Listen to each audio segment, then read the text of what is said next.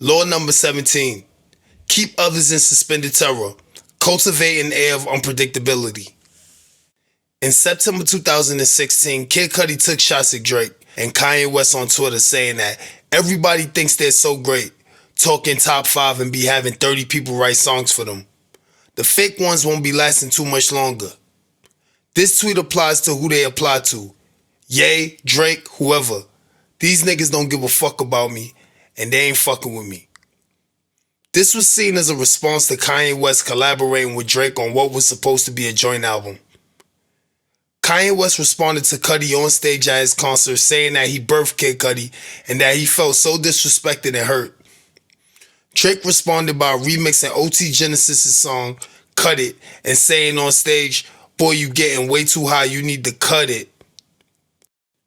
To everybody's surprise, he released a song called Two Birds, One Stone, which he said, "You stay zanned and perked up, so when reality set in, you don't gotta face it. Look what happens soon as you talk to me crazy. Is you crazy?" A lot of fans felt like Drake took a low blow at Kid Cudi because Cudi just admitted himself into a rehab clinic and Drake brought his admitted history of mental health into the beef.